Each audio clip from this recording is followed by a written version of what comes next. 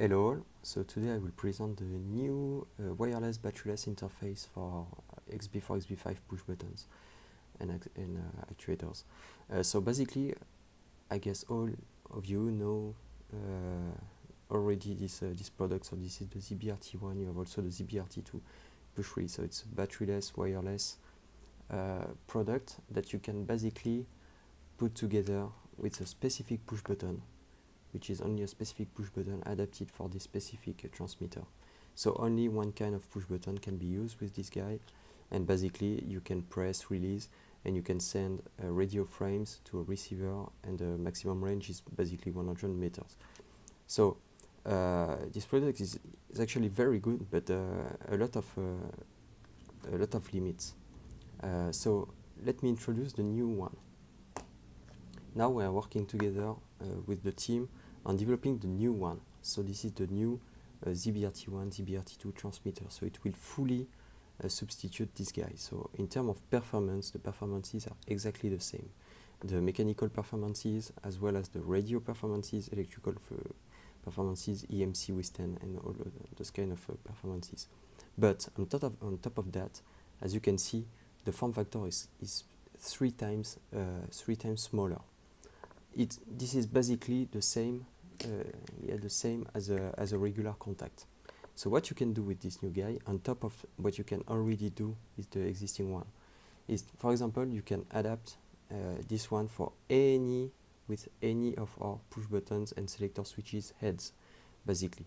So it opens wider the use cases you can target, and basically to open a door or to adjust. So you only need to click this guy on it, and then you can convert any selector switches into a wireless batteryless selector switch. So then you can imagine adjustments when the customer needs to adjust something and need to be close to the machine to adjust something. Now we can easily do with the selector switches, which is much better than a push button to do adjustments. Also, you can imagine for example, the key selector switches to open doors. You can imagine a lot of use cases using these new guys instead of the existing one. As long as you can connect it, you can plug it on any kind of heads. Of course, not emergency stops, because we cannot be fully wireless on emergency stop because we have no safety level on that. But for all the other ones, still you can do it. So it opens the door to a lot of new use cases using the wireless batteryless interface. And now, on top of what you can do also for purely wireless and batteryless use cases, what you can do as well is to mix it together with existing push buttons, with existing contacts.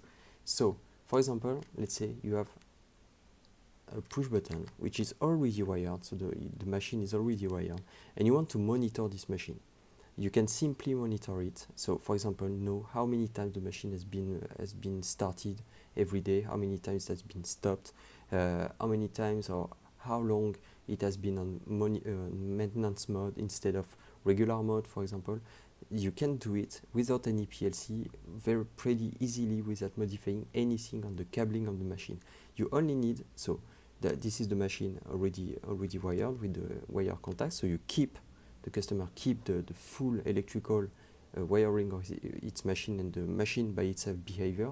But on top of that, you only need to click this guy together with the push button, and then you can easily monitor the machine.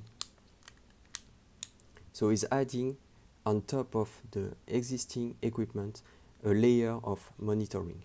So for example, it just fixes any of them on simple machines on the shop floor to just simply trigger radio messages anytime an operator is pressing on a regular push button to start a machine, stop a machine, for example.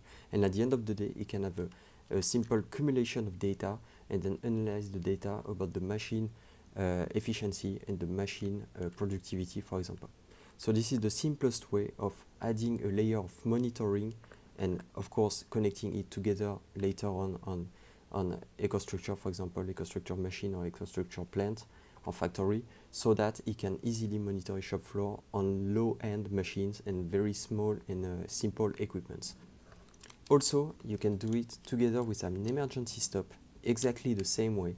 So let's imagine the emergency stop is already cable as well, so you keep all the safety of the emergency stop, the safety part of it.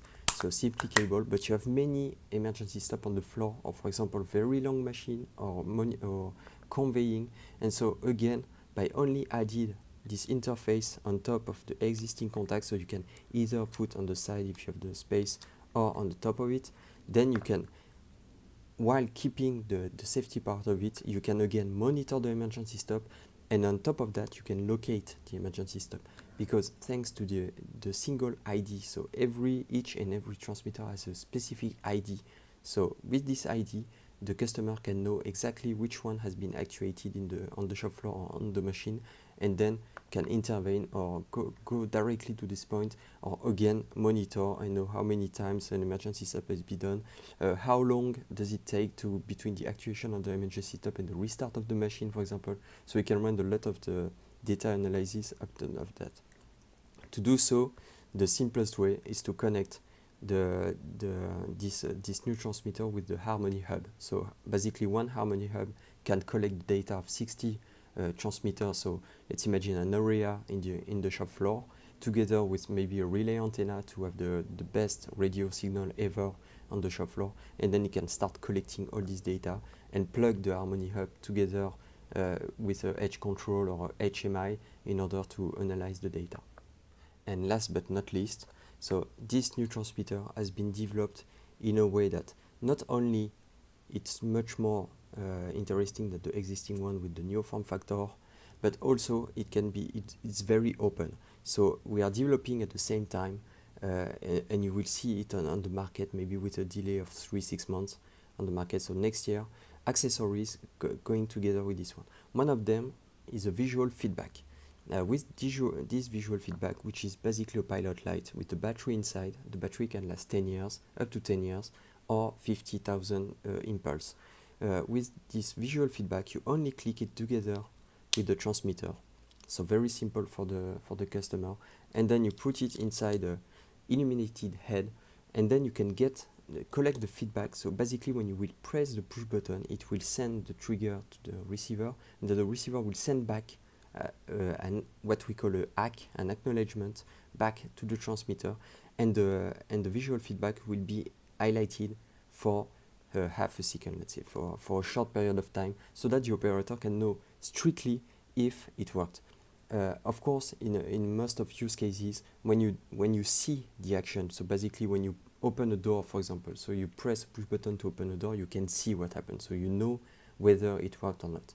But in the case of an action, for example, if you want to call someone, you cannot know for sure because you don't see the action. So you want to know at the actuator level if your trigger actually worked.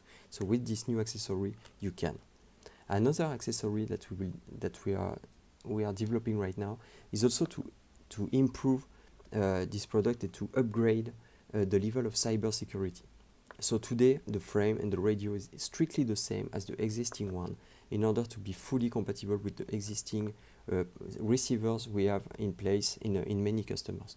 But we are developing a tool that you only need to click on to put on the transmitter during the commissioning, so only for 5 seconds, and then the frame inside the transmitter will change and will move to a purely Zigbee Green Power frame, which is also level 3 of cybersecurity, which is the highest level for radio and cybersecurity. Again, a lot of customers won't need this feature, so that's why we developed the tool instead of a full product compatible with that. But in some cases, for example, if the end user is kind of fearing whether his data can be hacked or not, or all those kind of use cases, or also if for example you need a very specific key to open a door, is they don't want anyone to access this one and don't want any hacker or someone with the good equipment to access the radio part of it, so still you can use the cybersecurity level with the accessory. Also, the accessory will enable any transmitter to change the channel in order to to increase the robustness of the product at the customer place. We know in some customer place, because of the Wi-Fi in some specific channel, then it can be very perturbating for the existing offer. With the new accessory and this new tool, you will be able to change the channel and then bring much more robustness on the market with this product.